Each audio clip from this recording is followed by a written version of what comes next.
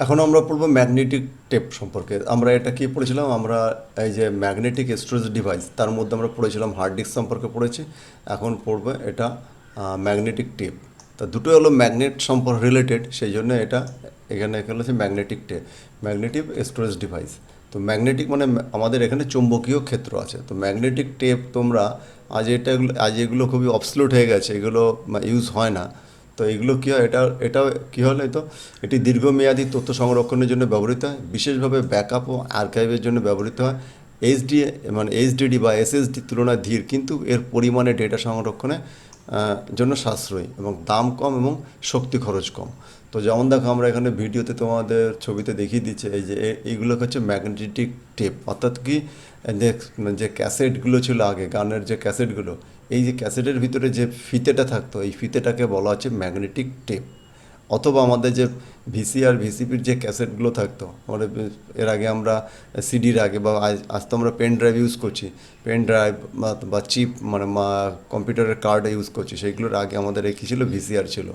এইগুলো দিয়ে আমাদের আগে আমরা আমরা ছোটোবেলায় এগুলো ইউজ করেছি।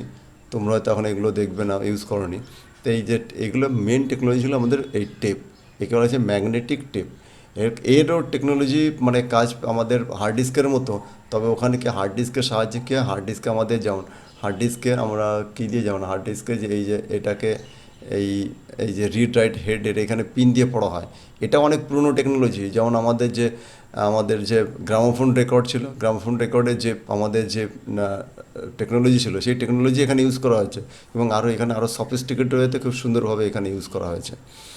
তো এখানে আমাদের ম্যাগনেটিক টেপে একই হবে, এখানে এই যে ফিতের থাকে এবং এর উপরে হেড থাকে, এই হেড ঘুরতে থাকে, হেডের উপরে ঘর্ষণের ফলে আমাদের ম্যাগনেটিক ফিল্ড তৈরি হয় এবং সেখান থেকে যে আমাদের ইনফরমেশান তৈরি হয় সেটা গান, সিনেমা, ছবি এগুলোতে আমাদের হিসেবে ব্যবহার করা হয়। তো এইগুলো হচ্ছে ম্যাগনেটিক টেপ। এখানে আমাদের কি থাকে, এখানে আমাদের তথ্যগুলো আমাদের পুরো আমাদের লম্বা আমাদের থাকে, ট্র্যাক থাকে। সেই লম্বা, এখানে হলো লম্বা ট্র্যাক।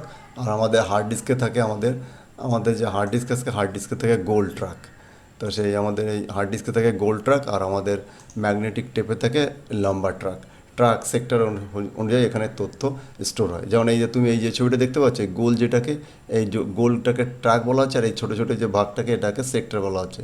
এটা একটা ছবি আর কি, যেটা কেস, কিন্তু সেক্টরগুলো ঠিক এরকমই হয়। তো ট্র্যাক এবং সেক্টরে আমাদের তথ্যগুলো এখানে স্টোর করা হয়। তো এখানে এটা হলো আমাদের ম্যাগনেটিক টেপের কাজ। তো ম্যাগনেটিক টেপ কি, IBM magnetic tape backup solution তৈরি করে। তো এটা কোন কোম্পানি, এটাও আইবিএম কোম্পানি তৈরি করা।